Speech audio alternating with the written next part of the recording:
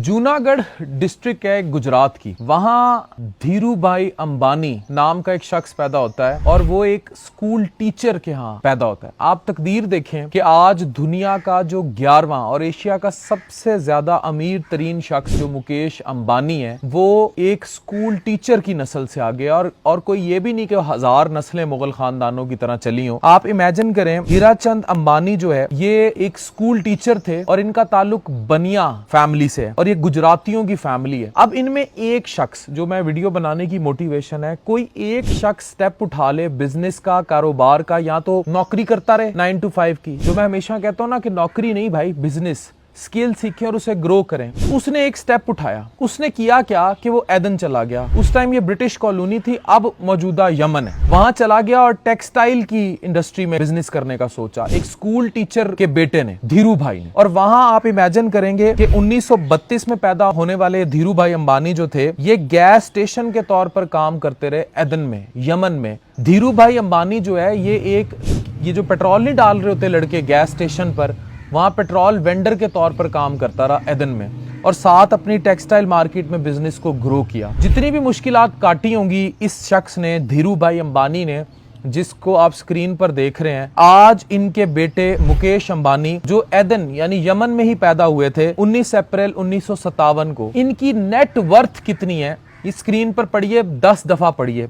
मुकेश अंबानी की नेटवर्थ जो है वो 123.3 बिलियन डॉलर है, जो इस शख्स को एशिया का अमीर तरीन और दुनिया का 11वां अमीर तरीन शख्स बनाती हैं। रिलायंस ग्रुप ऑफ इंडस्ट्रीज के चेयरमैन और मैनेजिंग डायरेक्टर हैं। इन्हीं के बेटे अनंत अंबानी की जो शादी है उसने दुनिया में एक भौचाल बर्पा किया हुआ है। और इस शख्स ने ये भौचाल पता है कितने रुपए लगा कर किया इसकी नेटवर्थ का, यानी अगर आपके पास 100 रुपए है तो उसमें से 1 रुपए का आधा भी इसने खर्च नहीं किया, यानी कि 0.5% ऑफ नेटवर्थ जो है 5000 करोड़ से कुछ ऊपर में इसने कोहिनूर हीरे भी खरीद लिए। जो ताज बच्चे को अपने पहनाया वही कई करोड़ों का। इनकी बाकी सारी फैमिली जो आप देख रहे हैं, नीता अंबानी, इसकी बेगम इतनी एक्टिव है, पूरे बॉलीवुड को नचा दिया। ये एक शख्स पूरी इंडस्ट्री को, चाहे वो बॉलीवुड है चाहे इनकी बाकी इंडस्ट्री है, पॉलिटिक्स है, इस पे इतने ज्यादा इल्जाम है कि पॉलिटिक्स को ये दौलत के जरिए कंट्रोल करता है। तो आज आप ये सोच लें कि एक स्कूल टीचर के बेटे ने सिर्फ बिजनेस की ठानी, और किस तरह अभी आप हैरान होंगे कि इतने इतने बड़े पॉलिटिकल राइवल्स आपस में इकट्ठे हो गए। इंडिया में पीएम मोदी को आना पड़ा, बाहर से इंटरनेशनल स्टार्स जस्टिन बीबर और ये सब, इनको आना पड़ा, नाचना पड़ा। बॉलीवुड के स्टार्स तो कोई ये तो टिश्यू पेपर साबित हुए। 2-2 करोड़ की सिर्फ घड़ियां दे दी इस शख्स ने,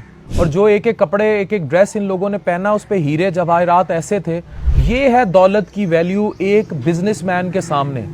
यहाँ तो आज आप अगर एक स्कूल टीचर के घर पैदा हुए हैं तो सारी जिंदगी स्कूल टीचर की ही, आगे टीचर का बेटा टीचर, ये करते रहें, या फिर सीखें कि हमने खुद को ग्रो कैसे करना है। यानी एक बंदा अगर खानदान में से मेहनत करके अपनी कंफर्ट जोन से बाहर उड़ के ठान लेगा कि उसने ग्रो करना है, तो वो कैसे उसकी नस्लें जो हैं फिर पूरी रेवोल्यूशनाइज करके कंट्रोल कर लेंगी। यानी टेक्निकली मुकेश अंबानी का जो दादा था वो एक छोटे से गुजरात के गांव में छोटा सा एक टीचर था, और आज ये दुनिया का 11वां रिचेस्ट तरीन शख्स है। खुद की वजह से नहीं, खुद तो मेहनती था ही, खुद तो मेहनत की। आज नीता अंबानी ने किस तरह कितने जो है इंटरनेशनल स्टार्स को के साथ साथ SES, इवन सैमसंग इलेक्ट्रॉनिक्स का जो चेयरमैन है वो तक इनकी शादियों में है, और बाहर से एप्पल और ये सब इनको कंट्रोल करके यहाँ ले आया, और इंडिया की पूरी इंडस्ट्री को ये कंट्रोल कर रहा है, रिलायंस ग्रुप। लेकिन दादा स्कूल टीचर था।